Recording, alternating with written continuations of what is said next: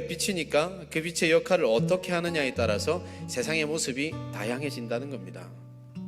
하나님께서는 이러한 빛된 사명을 우리에게 맡기셨습니다. 그리고 오늘 말씀을 통하여서 우리는 빛으로 어떤 사명을 맡아 가졌고 그 사명을 위해서 어떻게 살아가야 하는지 창세기 1장에 들어가 있는 하나님이 이 세상을 빛을 먼저 만드시면서 보여주었던 장면들 속에서 생각해 보기를 원합니다.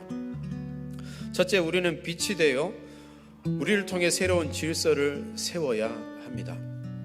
하나님께서 세상에 빛을 만드실 때 빛을 통하여서 하나님께서는 세상에 기초 질서를 세워 가셨습니다. 공간이라는 개념조차 없는 무의 상태, 시간의 개념도 없었고 어떤 미세한 에너지조차 없는 완전하고 아무것도 없는 혼돈과 무질서의 상태가 빛의 창조 전이었다면 빛으로 말미암아 무엇이 생겼습니까? 빛과 어두움이 나뉘게 되었습니다. 낮과 밤이 생기게 되었고 하루라는 시간의 개념이 생기게 되었고 공간의 개념 또한 생기게 되었습니다.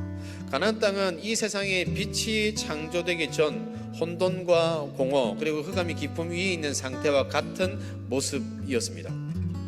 그런데 하나님께서 그곳에 누구를 보내십니까?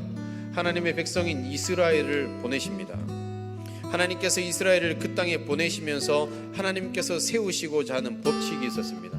죄악은 물러가고 하나님의 아름다움이 그 땅에 가득하게 되리라.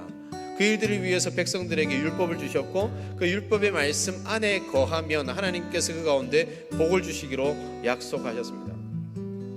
그리고 시간이 흘러 하나님께서 이스라엘 백성들에게 이러한 빛의 역할을 맡기셨던 것처럼 하나님의 백성인 우리들에게 이 빛된 역할을 맡기십니다. 어떤 역할이요? 질서가 없는 곳에 하나님의 질서로 세우는 역할이요.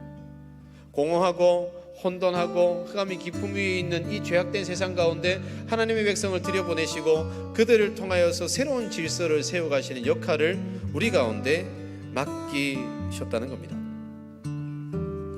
두 번째, 우리는 빛이 되어 이 세상을 향한 분명한 기준이 되어야 합니다. 옳고 그름에 대한 분명한 기준을 우리 가운데 세우면서 그것을 보여주면서 살아가야 합니다.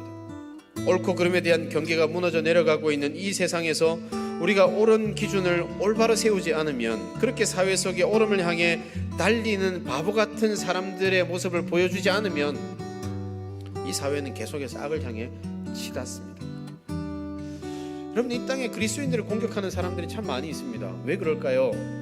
그것은 우리가 온전한 기준을 세우지 못하는 삶을 살았기에 그럴 겁니다. 우리가 하나님의 백성으로서 무엇이 옳은지 무엇이 그른지 가르쳐주지 않는 이 세상과 버타며 이 세상에서 얻는 유익에 우리가 계속 집중하며 살아갔기에 우리의 모습이 이렇다는 거죠. 바라기는 세상에 기준된 그리스도인으로 이 세상을 향해 죄악된 현실에서 돌아서기를 외치는 그런 하나님의 백성들 되시기를 주님의 이름으로 축원합니다. 셋째, 우리는 세상의 질서와 분명한 기준 되시는 예수 그리스도를 보여주는 삶을 살아가야 합니다. 여러분, 우리가 이 세상의 질서를 세워가고 우리가 선과 악의 분명한 기준에 대해서 칭찬받는 삶이 될 때 그 속에서 분명하게 드러내어야 할 것이 있습니다. 무엇이냐면 바로 우리의 주 되신 예수 그리스도, 그분의 구원입니다. 우리의 삶을 통해서 복음을 전한다라고 얘기할 때 그 삶을 준비하는 것은 아주 기초를 다지는 거예요. 그러나 그렇게 다져진 기초 위에 우리가 자신 있게 선포해야 될 것이 뭐냐면 예수 그리스도와 그분의 복음, 그분의 십자가입니다. 여기에서 주저하는 경우들이 참 많이 있습니다. 여러분, 우리 신앙의 목적이 무엇이죠? 선한 삶을 배우고 남들보다 선하게 살아가는 것, 이게 목적이 아닙니다. 우리 신앙의 목적은 이 땅에 소외된 사람들을 사랑으로 품는 것, 그것도 아니에요. 그거는 과정 중에 기본적으로 해야 할 일들입니다. 우리 신앙의 목적은 우리를 구원하신 예수님을 결국에는 드러내고 가르치고 선포하는 겁니다. 여러분, 우리가 아름답게 살아가는 것, 우리가 착하게 살아가고 사람들에게 칭찬을 받는 것, 그 모든 삶의 목적은 무엇이죠? 예수 그리스도를 드러내는 겁니다. 예수 그리스도를 선포하는 겁니다. 예수 그리스도의 그 구원의 은혜를 보여주는 겁니다.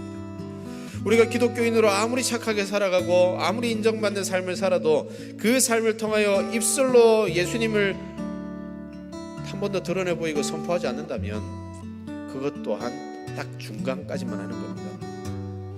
바라기는 우리 삶을 통해 예수님을 보여주는 하나님의 백성들이 되시기를 주님의 이름으로 축원합니다.